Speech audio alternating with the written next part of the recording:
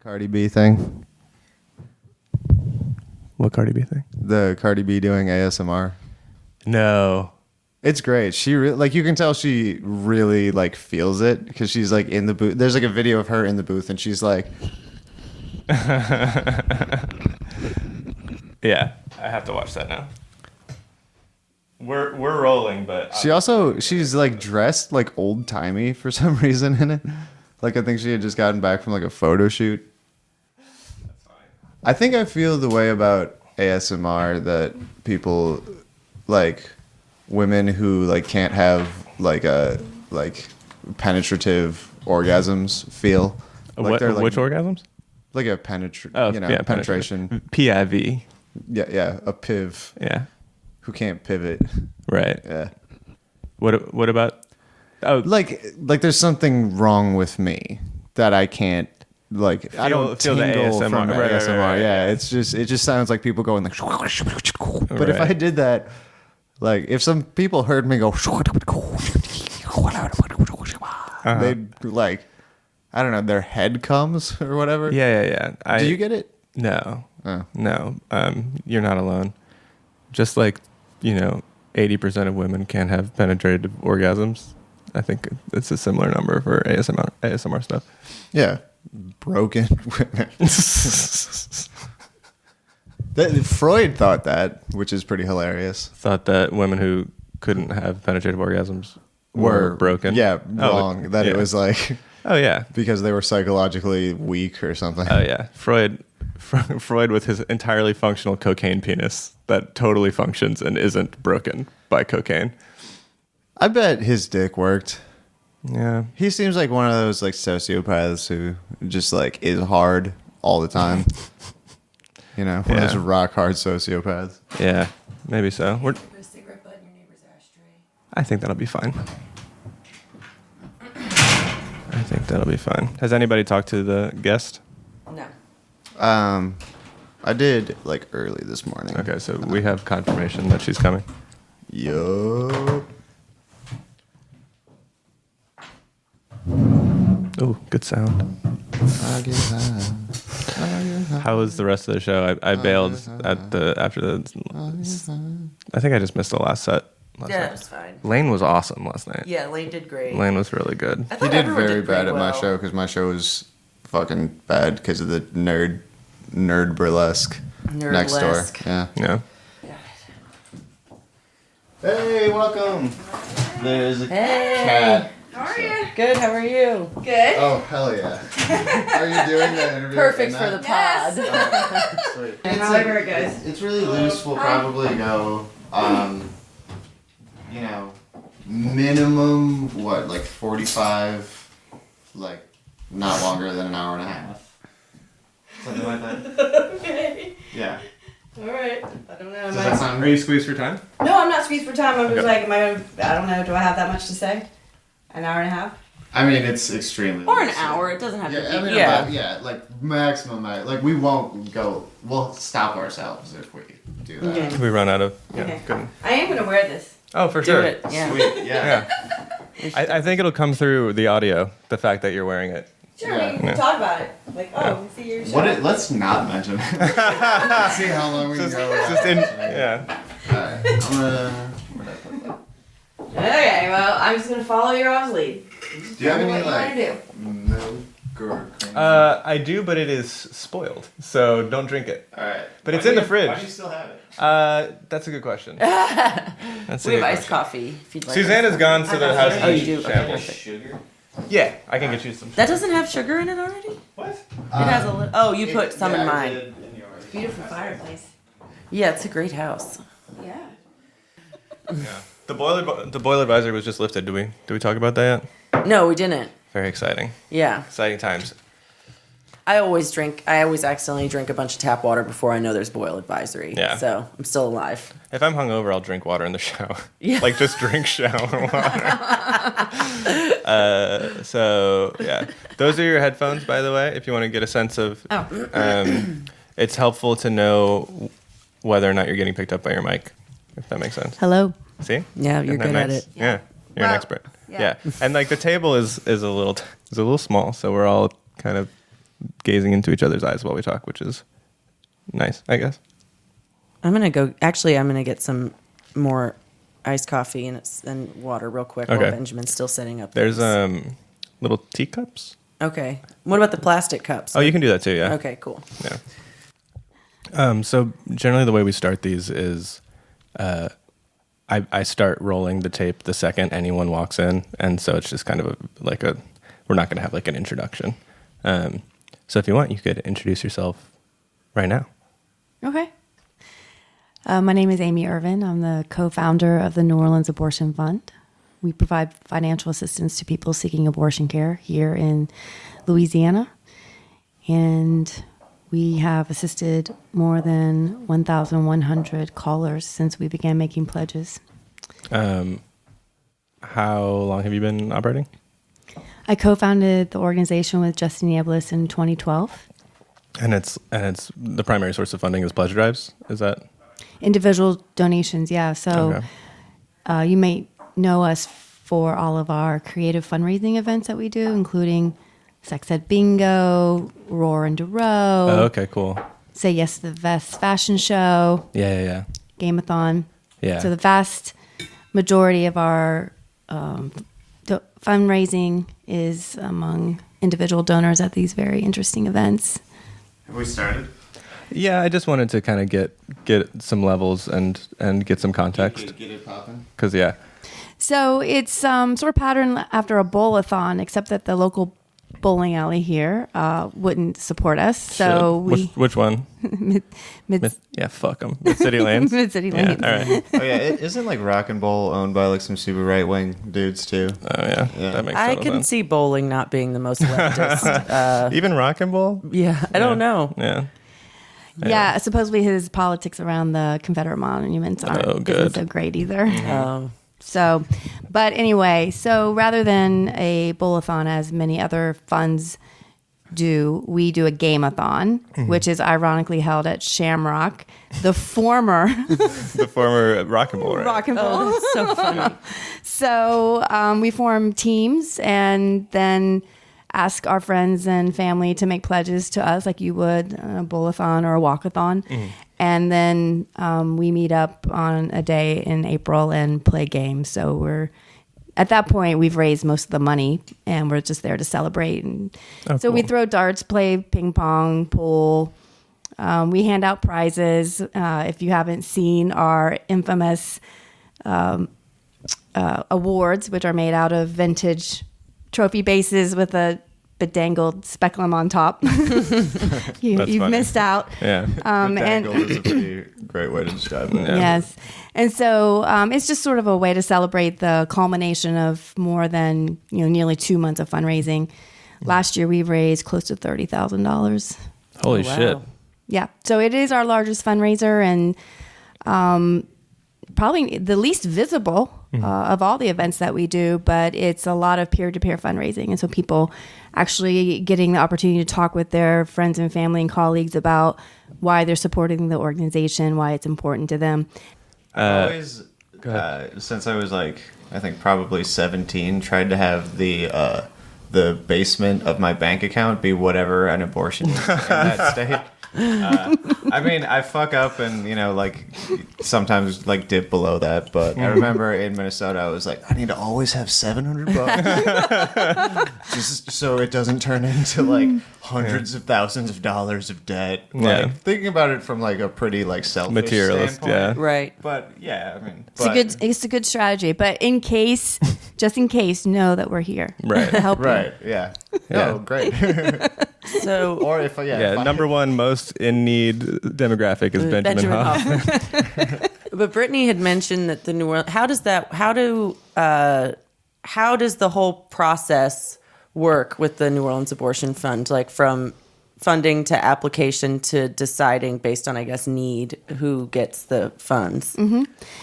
So we do a fair amount of fundraising, and nearly 100% of the money that we raise at those events go to funding abortion. Mm-hmm. There's a group of volunteers, the client services team, that take week-long shifts answering the calls to our cold line. Mm-hmm. And they're speaking with people that are, primarily seeking financial assistance, but others who are just seeking information and resources, and others that haven't had their first appointment. So they're not even sure where the nearest clinic is or how much it might cost. So we're providing a lot of information. Right. But for those that have had their first appointment and they know exactly how much they need to return, there's a 24-hour waiting period here in Louisiana. Yes. So it takes at least 2 visits.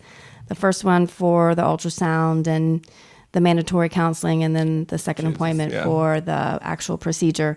So it's we're assisting folks who are in need of money for the second appointment.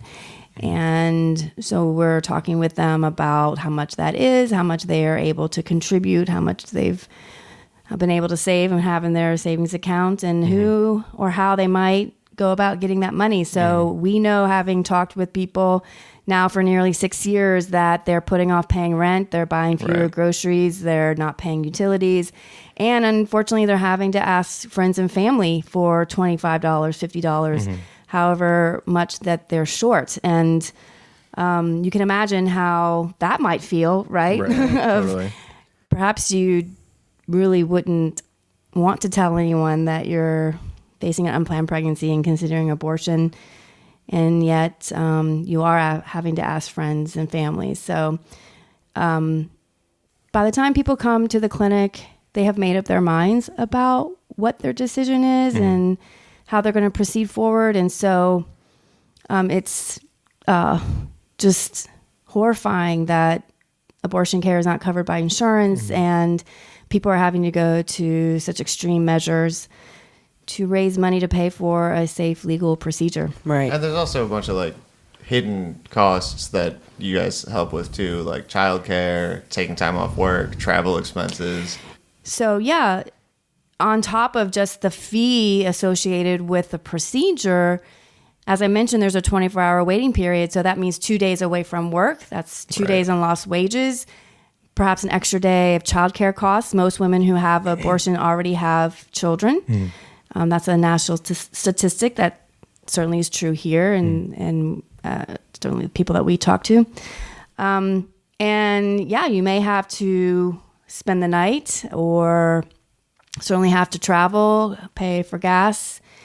The way that we handle that is simply in those conversations that we have with callers to sort of assess the amount of money they're short, whether it's for the procedure, for the travel, for childcare, whatever, the factors are in their case, and try to bump up the pledge as best we can. We have very limited resources. I am the first to say that an abortion fund is a Band-Aid solution. There is just not enough.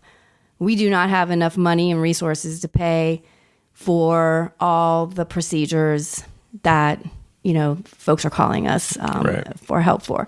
So, but if we're able to, we bump up the pledge a little bit, and then leave it up to the caller to decide how she's going to manage that money. There are other funds that do focus on what's referred to as practical support. So they may offer a ride to the clinic or provide a gas card. Some of them might have an arrangement with a hotel in the area in which they can coordinate some of that. But we've always chosen just to provide a little bit more money if we're able to, and put that management of the money in the hands of the person that's calling us. We trust them to manage their money. They're resilient, and they manage their lives in all sorts of ways. So that's how we've dealt with it. How do you get the word out? So the way that we promote or advertise the fund is mostly through the clinic. Because as I mentioned, we're not really able to help with that initial $150. Because some people do change their minds. They might decide that, they would prefer to continue the pregnancy. So we can't, help with that first $150, knowing that some people do change their minds and we have limited resources. But for those who decide and need that extra money, then the staff will refer them to the fund. Okay. Also, we have signs throughout the clinic. And certainly in the work that we do, outreach, the fundraising events that we do. We have a very nice redesigned website that people can visit and check out us there on Facebook. We're very active on Facebook. And certainly all of our volunteers are talking about their work, especially during sort of fundraising seasons. But we're out in the public a lot. You know, it feels as if I'm everywhere sometimes. Yeah. But, you know, I think that this community has really supported the New Orleans Abortion Fund, and people are aware of it. But still, there's a lot of work to do in both raising money for the fund and letting people know it's a resource. Yeah, I know. So Izzy was she was taking calls for a while, and then that's how. Oh, yeah, use the microphone. Yeah, that's how I found out about it, and I should know she found out about it from a friend. It was just sort of like a word of mouth thing, that got me aware of it at all. And I feel like there is a pretty solid chance that you're going to hear about it if you're just sort of a like-minded person in New Orleans. Yeah.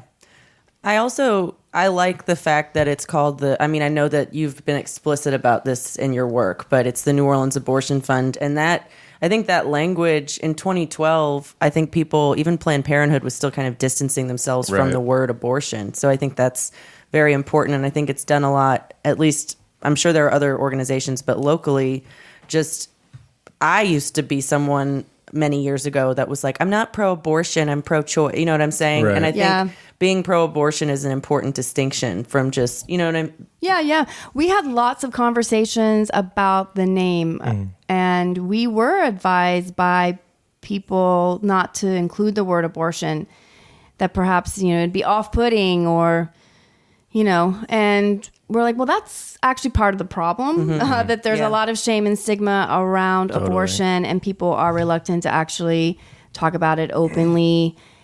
And so we first wanted to address that, but more importantly, we wanted to ensure that for the people that are seeking financial assistance, that they can find us. You know, there's, so when you Google, you know, abortion or New Orleans abortion, like we pop up, like there's no ambiguity about what we're doing. Right. And I hope that we're easy enough to find. Because also, you know, there's these crisis pregnancy centers that are very deceptive, and they often name themselves after clinics or give ambiguous, you know, they name themselves these ambiguous names, and it's very basically dishonest. Put themselves directly next to Right. like Planned Parenthood Yes. and shit like that. Yeah. Exactly. So we didn't want there to be any confusion. Right. We wanted to be very open and transparent and out there as far as like this. If you need help, we can help you. It's also true that in some communities, crisis pregnancy centers do offer at least some support in the way of like diapers or cans of food or things like that. And so for that reason, we haven't always been as aggressive in protesting them or speaking out about them, because as I said, in some communities, they are providing help to people. But overall, like the main mission and their work is very misleading. And certainly there's a lot of work to be done about informing people and about crisis pregnancy centers and just directing them to abortion clinics. If that's what you're seeking, then here's a list. Right. There's nothing inherently wrong about helping people through pregnancy if they were honest about abortion. That one thing you mentioned about I forgot about that myth of like the link to breast cancer and abortion. That sounds like someone who like saw a woman for the first time, like trying to make up a lie, being like, I think it might be connected. There's always, I feel like cancer's this thing that people use to all diseases, people try to moralize them. Like that's what, especially religious mythology surrounding things that are stigmatized. It's like, no, cancer's from being depressed or cancer's from having an abortion. Right. People do that with a lot of stuff. Totally. Yeah, those are like old like myths, like Yeah, but like, old, they're like, Greek myths powerful in people's minds. Exactly. Yeah. Like, there's something like in like the human psyche that's like, if you I deserve this. if you do Right. something wrong, your Yeah. foot will fall off, and if you're a woman, your boobs. You were born bad You're gonna anyway. have cancer boobs if you do the sin. Right. Yeah. Yeah, I never thought about that. I want to know more about your background, Amy. So where are you from and what brought you into this work? Have you already talked about that before Benjamin and I sat down? No? Okay. No. I grew up in Central Ohio. My immediate family were farmers, actually. And when my parents divorced, I moved into the city. I was raised by a single mother who was working multiple jobs. And I was very much aware of how difficult that was for her to raise two small kids. She was 21 when she had both of us and was divorced by the time she was 27. So thankfully, my father was supportive and financially supportive. And so, but she struggled, and that really, did stick with me. I went on to college and, graduated, and I guess how I got into this work really was, I've had 2 abortions myself. I had one when I was 21 and a college student, and I knew then, like, I was going to go to college. I was going to finish Right, for sure. college and get a job and have some security. And so, and I really didn't speak about that decision to have an abortion for nearly 20 years. Despite the fact that I had worked at a clinic in Atlanta and supported women in that decision, I really didn't talk about my own experience, which I think is very true for a lot of people. As I mentioned, there's a lot of shame and stigma around abortion. And even, as a 21-year-old, I felt a lot of shame. I was like, this really shouldn't have happened to me. Like, I know better. Right. Right, I know better. But it does happen, and contraceptives fail, and all sorts of things happen that might lead to unplanned pregnancy. But, 20 years fast forward, I had graduated, I had a career, I had worked both in refugee resettlements and as a union organizer. And finally, in 2010, 2011, I just took a break and decided to move to New Orleans. And again, found myself with an unplanned pregnancy at the age of 42. And this time around, I took a little time to think about it, because I thought, well, this is probably, if I'm wanting to be a mother, like, I have to make this this is it. Right. And so in this case, I took some time to think about it, and I actually asked some friends, and I really thought about my role as a woman and what I thought about motherhood. And in the end, I actually decided that, I was okay being single, and I was okay without having children, and that, it was just okay. Yeah. Like, not everyone has to be a mother. And I was really pretty happy with the life I had created for myself. So I decided to terminate the pregnancy, and I had that abortion here at the clinic, Women's Health Care Center, which is now our partner clinic. Okay. And I remember the day that I went to the clinic for my termination. Again, it was a 2-day procedure. I remember sitting there among a lot of women and learning that many of them had traveled from Baton Rouge. Weirdly enough, one of the physicians had recently died unexpectedly. And so they had to transport and assist women in getting to the New Orleans clinic to be seen. And so there were a lot of women in the waiting room who were anxious about the fact that they were in New Orleans, and they'd had to change their appointment at the last minute. They'd had to come up with extra gas money. They knew that they had to rush home to either meet the kids at the bus station or be home when their kids came. And also knowing that they were going to have to return the following day. Yeah. And having worked at a clinic, I also did some, when I was getting my master's degree, I did a project on parental consent laws. And so I was kind of familiar with the laws in other states.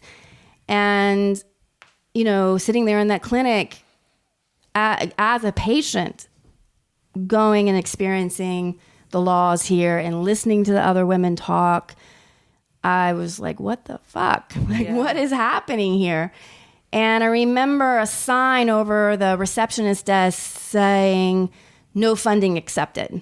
And I was familiar with abortion funds through my graduate program. And I had done, as I said, a study on parental consent laws, and I had interviewed a lot of stakeholders in Louisville, Kentucky, including the A Fund.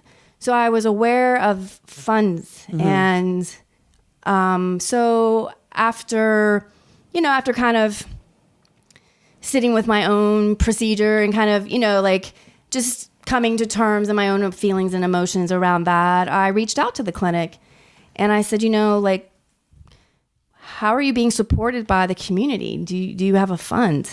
And, to her credit, the administrator at the time, Sylvia Cochran, said, we're not much supported by the clinic. There really isn't that support and we don't have a fund. And I said, well, it was kind of this moment for me of like, someone's got to do something. Right. And I guess that's me.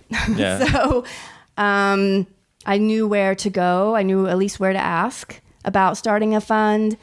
And I reached out to some friends, and I was aware of the National Network of Abortion Funds, which is a network of about 90 funds across the country. Oh, wow.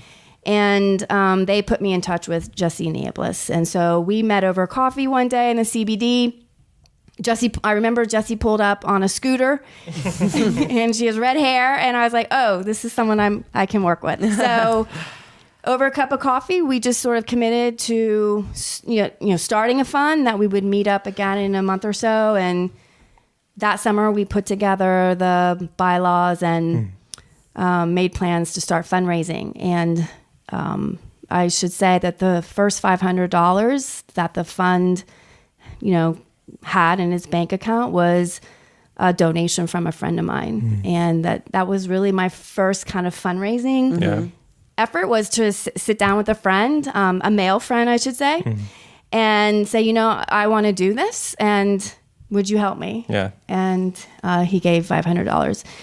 And so that was the beginning. And our very first fundraiser was a yard sale out of the front of my house. And so we raised a couple $100, and we've been raising money ever since. So it's You very... were just like selling furniture and stuff? Yeah, we were just selling our stuff. Like just people donated their stuff, and we had a yard sale. So what was that like? People because I imagine there were probably some people like walking up being like, "Oh, yard sale," and then you're like, "It's for abortions, everybody." Well, I don't know if we may have told people, because I really do believe in transparency. Yeah, absolutely. And I guess I would hope that if someone asked, we were upfront about what we were raising money for. But it wasn't. We were just. I mean, you are selling something, so like Right. they are getting something. And Yeah. That's how. Yeah. Commerce works, I guess. Then you do what you want with the money. Yeah, exactly. So, but the one, that was one of the very first. And then we had an event each year in the fall. We do an event that talks about the Hyde Amendment, which is the federal ban on monies for folks, primarily on Medicaid, and it's renewed each year. Many people don't know about the Hyde Amendment, but there is an opportunity every year to vote it down, and it does affect so many people. But so in the fall, we have an event. It's now kind of evolved into the sex ed bingo, but the very first one was this sort of somber dinner thing on a Sunday afternoon. I'm sure there was a Saints game on, because we didn't know any better at that time to check the schedule. And it was so serious. There was just a handful of people that showed up, and we were like, yeah, no, this is not going to work. Right. Like we've got to do something different. Both Jessie and I are not from New Orleans, which I think is significant that it took two people not from here to start an abortion fund in New Orleans. But we have obviously have support from many people within the community born and raised here. And we have, the work has evolved to sort of take on, I feel, some personality of the city. So, I mean, you're wearing a pussy costume right now. So, yeah. I don't know vulva. if that's been Yeah. mentioned. The medical term Yes, vulva. is pussy costume. How long have y'all been wearing the vulvas? Amy and the other New Orleans abortion, Winter, and other people I've seen at fundraisers are always wearing pussy costumes at marches. Does this qualify as business casual? Yeah. So we have about 5 of these. And they're, when we're not wearing them, they're hanging up in the office as if they're art pieces. Do you have to get them dry cleaned, or are they self-cleaning? Oh, you dumbass. Sorry. I'm sorry. But I have to give credit to our board member, Jackie Kinnebrew. It was her idea. And she bought the first one. And we wore it. Who makes them? So we buy them from a costume company in Brooklyn. Oh, neat. And I don't even know if that company is still around or not. But we began wearing them immediately after the 2016 presidential election. And we wore it to a rally within that first couple of months when Vice President Pence came to New Orleans. We were out there at the airport, and we had one on then. I'm sure that made him very comfortable. Yeah. I'm not sure if he saw us or not, but He probably doesn't know what it looks like. He's probably just like a pink hot dog. yeah. They are oftentimes mistaken for a hot dog. Yeah. But I find that they're well received, and people oftentimes want to hug me, touch me. They definitely want to get their selfie taken. Yeah. And so we've been wearing them, off and on, definitely to marches. And most recently we wore them during our efforts for Get Out the Vote. And so we were out there on the CBD handing out postcards and encouraging people to vote just because it's important. And these elections, as is every election, but certainly under this administration and in this state, more people need to vote and vote their values. So it's a good conversation starter and brings a sense of humor to the work that we're doing, which is, again, something that we've learned over these last several years, is that we have to make this topic accessible to people. And we do that then through humorous events and comedy and costuming. And when I did the sex ed bingo thing, people were so drunk and so rowdy. It was so much fun. So you were the MC. Yeah. You were the MC for our sex ed bingo this event. Past one, I had a 2 years horrible ago. head thing and couldn't do it. So sorry about that. But you're an escort too. Yeah. Do you want to talk about that element of what NOAF does? Sure, and you can tell us your experience as an escort. For sure. Why don't you give a little introduction? So, in addition to the fundraising, the outreach, and the work that we do during the legislative session and providing testimony, talking to the media, we also have a very robust clinic escort program and have over 250 escorts trained to ensure that people who are going to the clinic with their friends or partners, they're able to, to some degree, get to the clinic without being harassed by the protesters that are there. And we have both local protesters and national protesters that come to New Orleans and always make a point of stopping at the clinic. And that program really began in 2014, I think, when Operation Save America came, which is one of the most horrible of national organizations. Every year they choose a different city to harass. Oh, God. That year they protested at 2 of the clinics here locally, also the local physician's office and her home.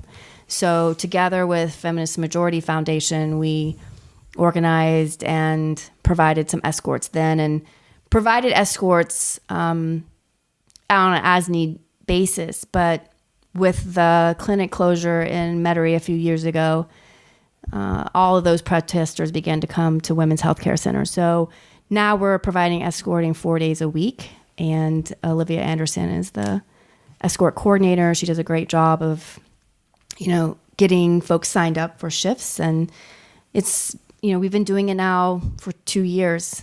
And so it's a real testimony to the commitment of the community, who are the folks that are escorting are all volunteers, and they're taking up shifts, and we rarely are not able to fill a shift.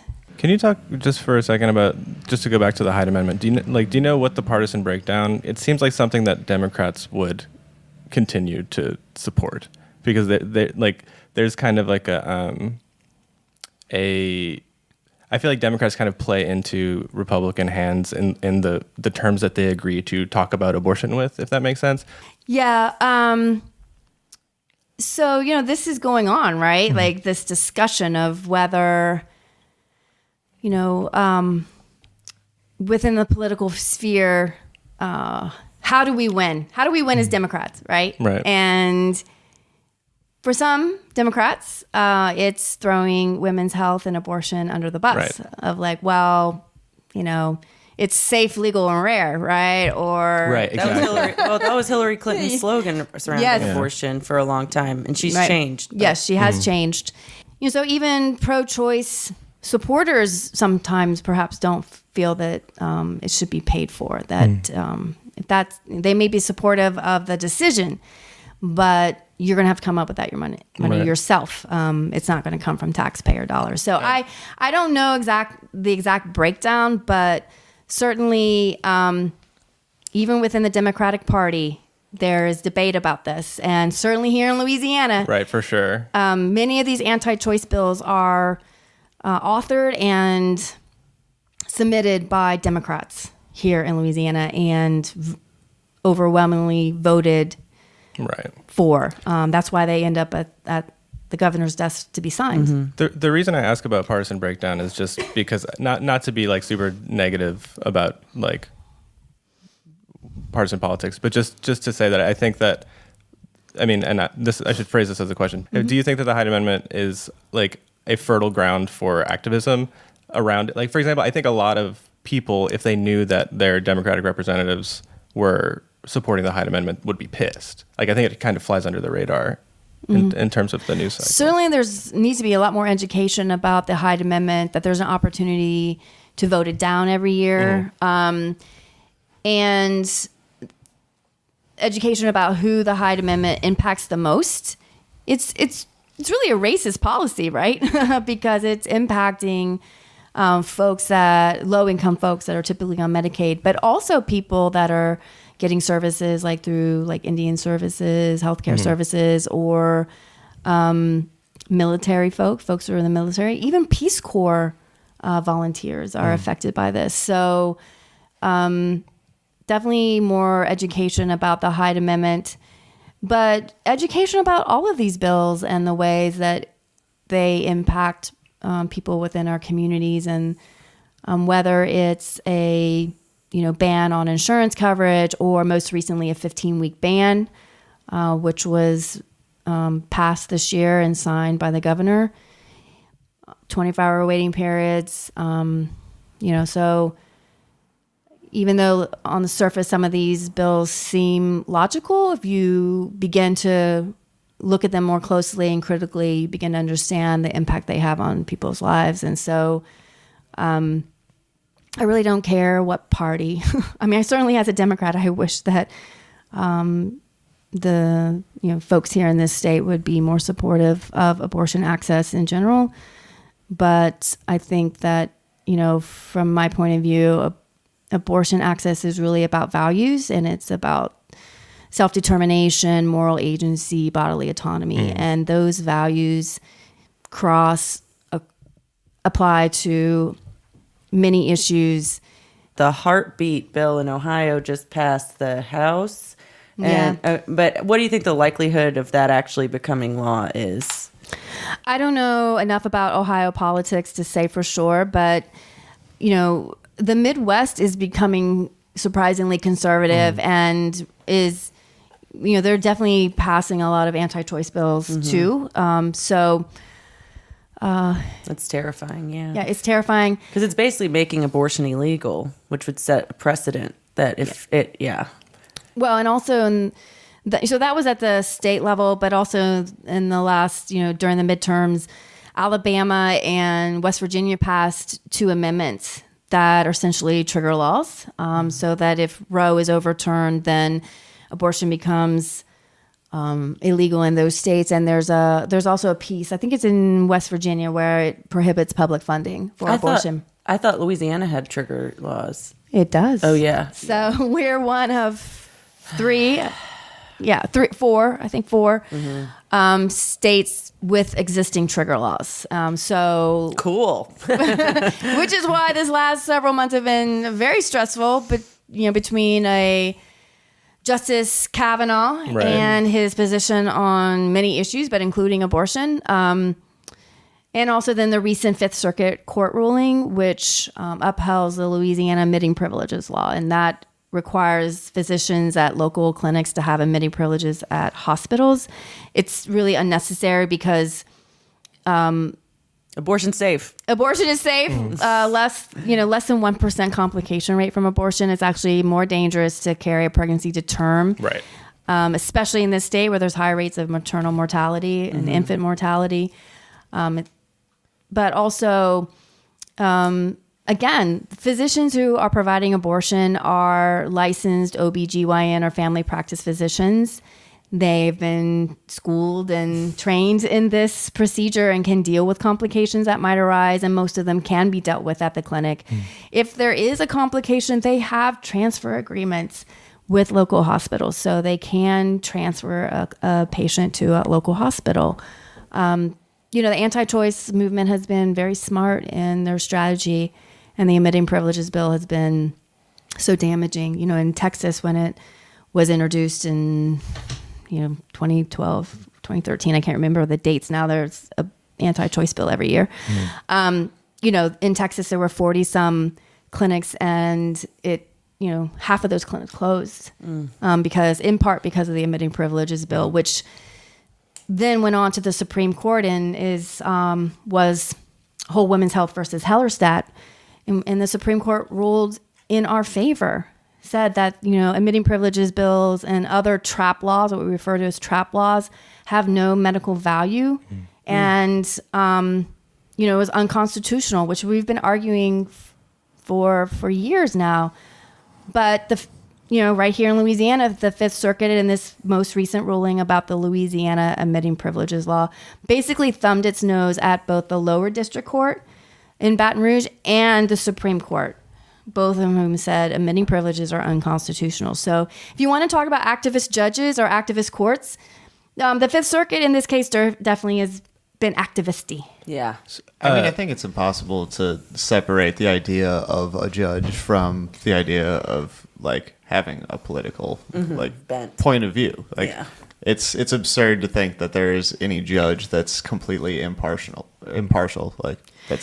Certainly not in this political climate where everything's politicized. But I think there's an assumption that judges put aside their personal views and rule based on the law. Right, but the way that they read the law is going to be, I think we're all just agreeing. Can we just go back for a second to trigger laws for the sake of our maybe less informed listenership and my ignorant ass? What is a trigger law?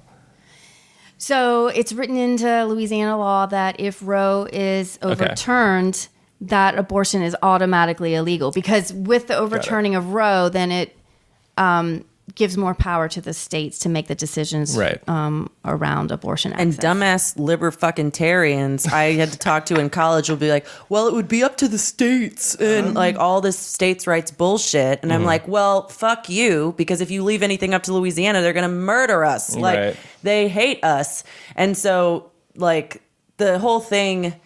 Yeah, that's always been terrifying. A lot of people don't realize that, if Roe v. Wade's overturned, they don't even have time to... Right. Yeah. But, so we do have a trigger law. Mississippi has a trigger law, as does North Dakota and South Dakota, I believe. And then now West Virginia and Alabama. I'm confused about this. So if we lose admitting privileges, then will doctors be able to provide abortions if they choose to legally? Like, no, they can't. Okay. If even in a hospital, like personal private doctors couldn't. Because that's how rich women always got abortions before Roe, right? But it was illegal for them to do that then? Well, so it's up to a hospital whether they provide that care or not. And certainly there are cases, medical reasons why someone might seek an abortion. But as I mentioned earlier, the vast majority of abortions occur in these clinics. And while a private practice physician could offer abortion care, there was a change in law in which it restricts the number of abortions that private practice physicians can offer. So it used to be 5 per month before the state got involved, so 60 per year. Now it's 5 per year. Jesus. And then the state is going to become much more involved in wanting information and data from private practice physicians. So what was the justification for capping that at all? Like, what did they say? shoulder shrug. Giant labial shrug. Just fuck them. It was their whole. Yeah. Damn. Because like most of the time, these arguments have to be couched in some sort of like either like misinformation or just like malice, I guess. Religion, like I only know this from being raised Catholic, but like that is Catholicism's only issue. That's all that they care about. That's I swear to God, that's all you have to do to be a Catholic is hate abortion. My entire family despises Trump and voted for him. Yeah, on the because of grounds that abortion. Because of the Supreme Court. Because you're going to go to wanted hell a if you Kavanaugh. don't. Yeah. I mean, that's what people are. I don't know if this is relevant or not, but I don't think the people who weren't. I don't think people realize, like, people are like, that law is so stupid. And it's like, even Democrats here believe that abortion's the most evil thing in the world because it's such a Christian place. Right. Yeah.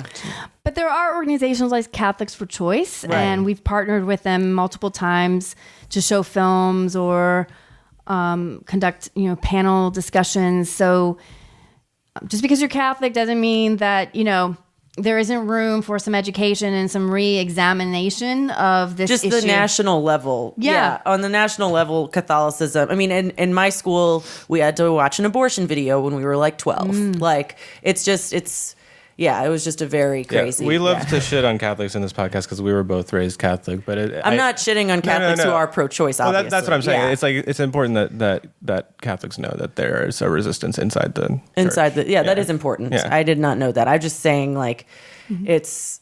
I mean, that's what I don't know. Well, My sister's Catholic now. Convert. Crazy. Yeah. And there was an abortion clinic like a half a block from where she used to live, where there were just like awful protesters, huge signs, Yeah. the like amplification, just like screaming at a building like crazy, and she would always. She's like also like a very pugnacious person, so she would just like walk down there and just start yelling at them and like pull the "I'm fucking Catholic" card. Yeah. Like be like, I still don't be a fucking asshole. Yeah. Yeah. Well, and I want to mention that, the New Orleans Abortion Fund is working here in South Louisiana, predominantly Catholic Right. community. And for the people that are calling us, they do identify as being Catholic or spiritual in some way. And so it's very interesting that the folks that we're assisting identify in that way. And so it's, despite what the church says, it is their people Right, that right. are Totally. seeking out abortion Oh, care. definitely, yeah. I mean, my one of my relatives who will remain nameless is very virulently anti-abortion, and she has gone with friends for them to get abortions and like held their hand. So it's like a very mixed. There's a lot of ambivalence among Catholics, I would say. It's hard to actually be anti-abortion when you're confronted with telling someone that that they have to carry a pregnancy to term. Totally. That's- Yeah. That's my entire politics. Is it's really hard to like screw someone over if you have to look them in the eye. Yeah, it's true. Yeah. Which is why it's so important for us to talk about it openly and genuinely and among our friends, among our colleagues. I talk about it as far as like kitchen table conversations or, just so that when the issue comes up or when it's presented, people have enough courage or knowledge or just genuineness, empathy to talk about it openly, to say, what about this? Or I had a friend with this occurred, Right. or I went with a friend and this Yeah. is what happened, so Yeah. to personalize it. It's, for way too long, abortion has been sort of siloed off to the side, separate from healthcare, separate from everything else. And we see that like in even where you get an abortion, it's at this independent clinic. That's not, it's not in the hospital. Right. It's not even within your private practice OBGYN's office, So we have to integrate it into reproductive health care, and also acknowledge that 1 in 4 women have had an abortion. And most of us know someone who's had an abortion, in almost any room, there is a percentage of people in that space that have had an abortion. Yeah. And, they oftentimes may have never divulged that information or talked with their friends. And I understand that. As I said, I didn't talk about my own Right. abortion at 21 for years. But I think at some point you just say, fuck it. Right. And Yeah. people are making the best decisions for themselves at that time. One of the most compelling parts of your work that isn't actually funding like abortions is, to me, the destigmatization effort. It seems like it's an integral part of the work, and also kind of not effortless, but like very integrated into the practice. So like, because you were talking about that somber dinner that you had, and you were like, this is horrible, and then and it seems to have gotten much more lighthearted. Can you talk a little bit about that, the thought process behind that? Well, it was as much about making this issue accessible to people, and so therefore, making the events fun, giving a sense of humor to it, Right. Because that's sort of the way we roll here in New Orleans, right? But to be frank, I also couldn't do this work if there wasn't a sense of, just play to it, because it is very serious. And people's lives are being affected every day.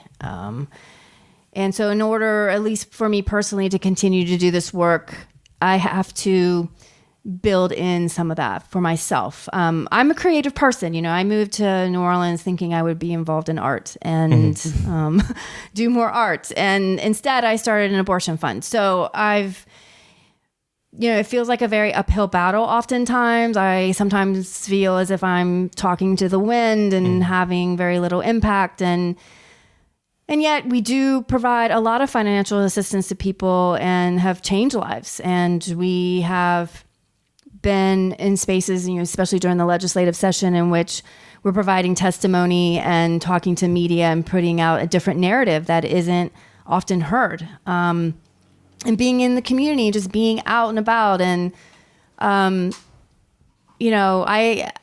people have noticed that, I can't hardly go anywhere without someone recognizing me and coming to thank me, or just, say, hey, I was at your last event. Thanks so much. We were recently the beneficiary of the New Orleans Lady Arm Wrestling brawl, their last brawl, which was so sad that they're going to be ending that now after 10 years. But we were the beneficiary. We showed up as Supreme Court justices. So I was Sandra Slay O'Connor, and we had Ruthless Ginsburg, and our wrestler. She lost in the first round, of course, because she doesn't wrestle. She's not an arm wrestler. But the amount of support that was demonstrated. I mean, the place was packed. I think they estimated between close to 400 people were there. Wow. We raised $6,000. Wow. With mostly, the bedding and then the door and some merchandise and stuff. So it was just amazing. And, in that moment, I just, again, sort of fell in love with New Orleans again and realized that there is a tremendous amount of support in this community. And it was an arm wrestling event, so people do want to support organizations, support the work, and have some fun while they're doing it. Yeah, I think that this community has been very supportive, and I've found community here in New Orleans through this work, which is both exhausting and exhilarating at the same time. Totally.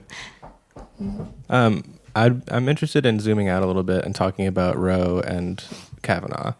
what is basically? It seems that we need to keep Roe away from the Supreme Court at all costs right now. Right? Does that sound right?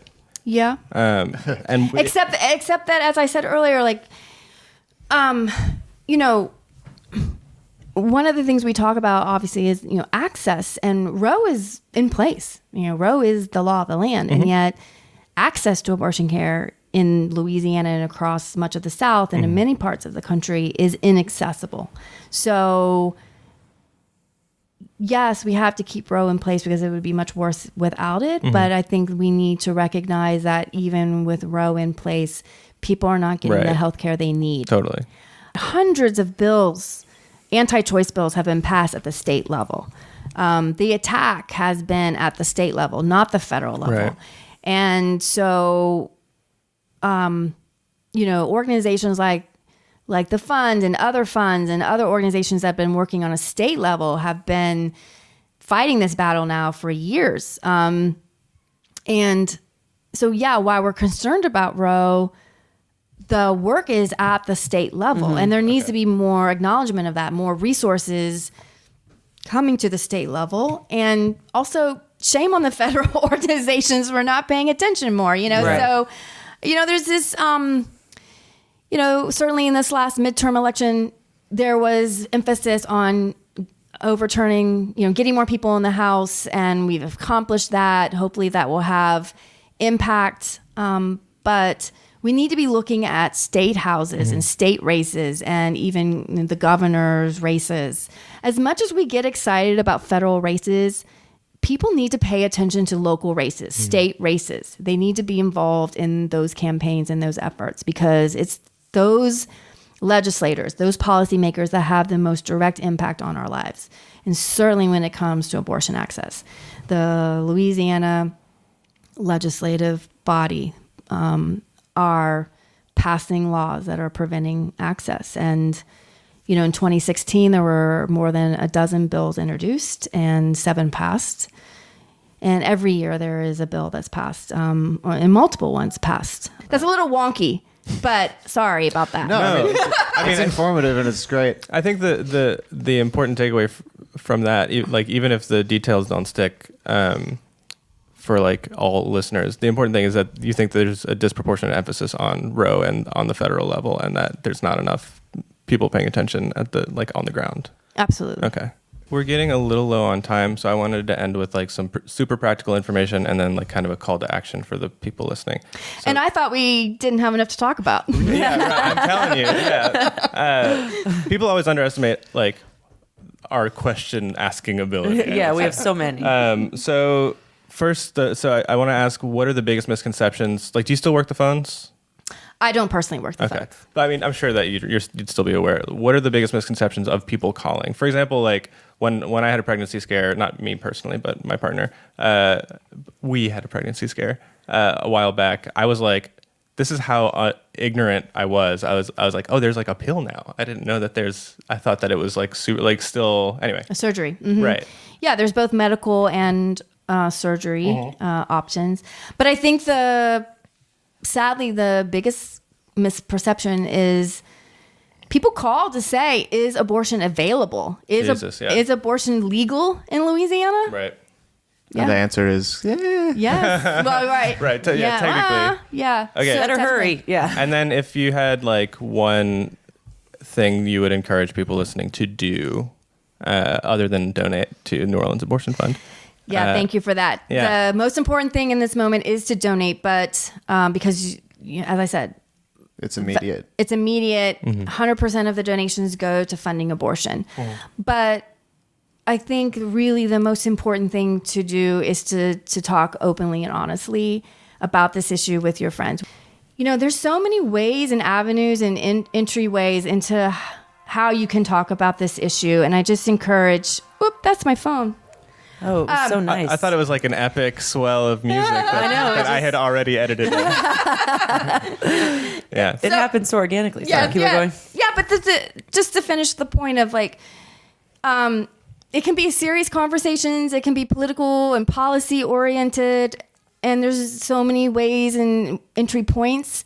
And it can be fun, and it can be art, and it can be jokes, and it can be laughter, and it's it's our lives. All right, so I think that's a good place to wrap. Donate to the New Orleans Abortion Fund. Thank you so we'll much put for it- coming on Thank you, the show. Amy Irvin. Yeah, Thank you so much. Link That in was the awesome. description, and we'll also link to All Above All in the description. So, Thank you so much. all right. Bye. Peace. Peace.